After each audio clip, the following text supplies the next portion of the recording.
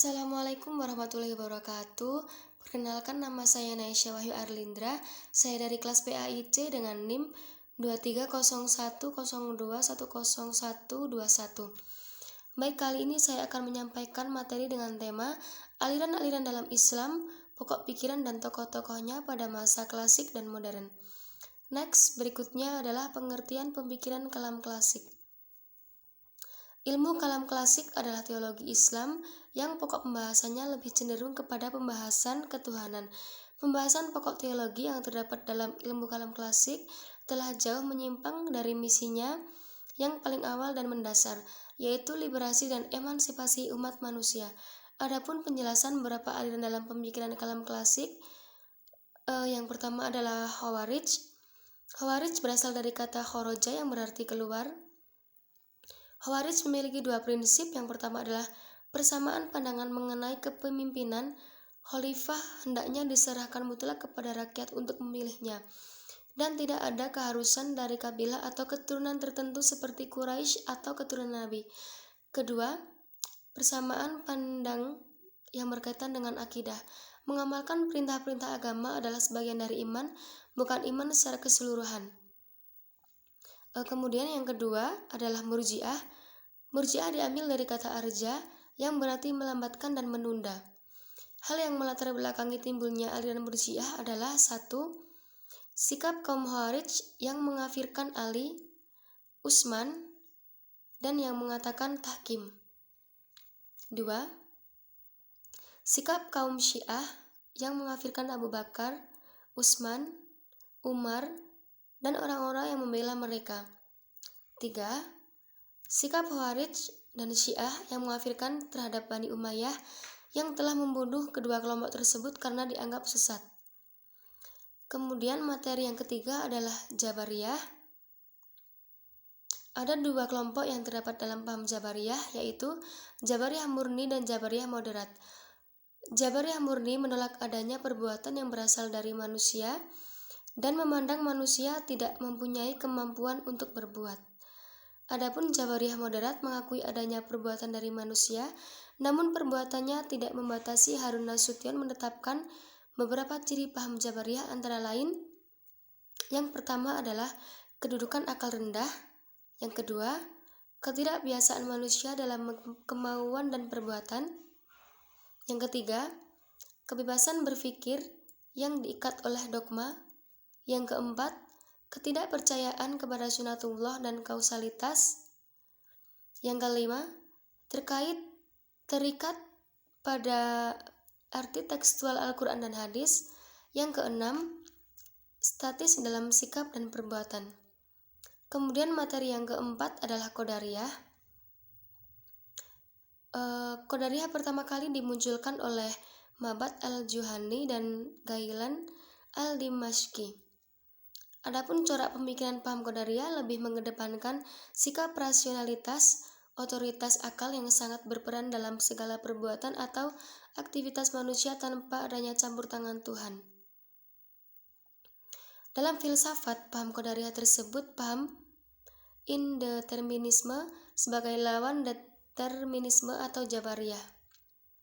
Adapun ciri-ciri corak pemikiran paham Qadariyah adalah: 1. Kedudukan akal lebih tinggi. 2. Kebebasan manusia dalam kemauan dan perbuatan. 3. Percaya adanya sunatullah dan kausalitas. 4. Kebebasan berpikir hanya diikat oleh ajaran-ajaran dasar dalam Al-Quran dan hadis. 5. Mengambil metaforis dan dari wahyu.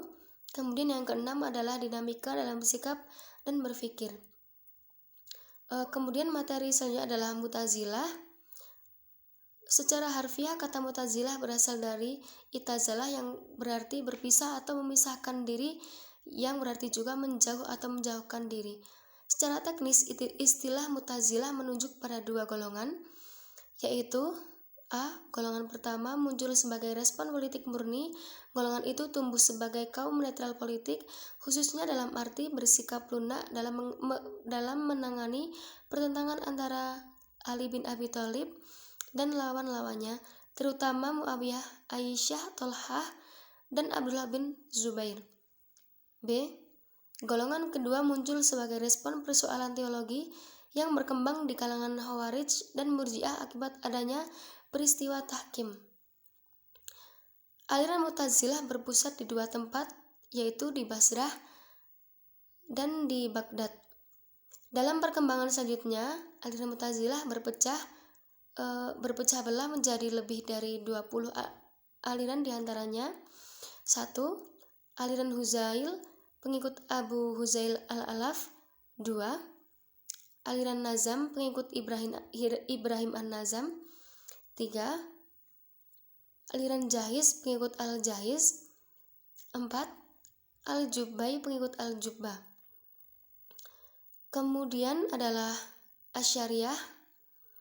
Dalam suasana kemu'tazilah yang keruh, muncullah Asy'ari, dibesarkan dan dididik serta berguru pada Al-Jubbai, seorang tokoh Mu'tazilah sampai mencapai umur lanjut. Ia telah membela aliran Mu'tazilah sebaik-baiknya. Kemudian di sini dijelaskan Asy'ariyah sebagaimana telah terdahulu bahwa ia merupakan paham sebagai lanjutan dari Jabariyah. Hanya saja ia mengambil jalan tengah antara golongan rasionalis dan golongan tekstualis. Materi yang selanjutnya adalah Maturidiyah. Aliran Maturidiyah merupakan aliran teologis yang bercorak rasional tradisional. Aliran ini kali pertama muncul di Samarkand pertengahan kedua abad ke-9 Masehi. Nama aliran itu dinisbahkan dari nama pendirinya, Abu Mansur Muhammad al-Maturidi. Al-Maturidi lahir dan hidup di tengah-tengah iklim keagamaan yang penuh dengan pertentangan pendapat antara Mu'tazilah dan Asy'ariyah mengenai kemampuan akal manusia. Next, lanjut. Kemudian di sini ada pengertian pemikiran kalam modern. Secara teologis, Islam merupakan sistem nilai yang bersifat ilahiyah, tetapi dari sudut sosiologis ia merupakan fenomena peradaban, kultural, dan realitas sosial dalam kehidupan manusia. Hal ini dapat dilihat dari corak pemikiran kalam para tokoh muslim di abad modern seperti pemikiran kalam modern Muhammad Abuh, Syed Ahmad Khan, Muhammad Iqbal, Ismail Raji Al-Faruqi, dan Hasan Hanafi. Kemudian di sini ada persamaan dan peradaban corak teologi klasik dan modern.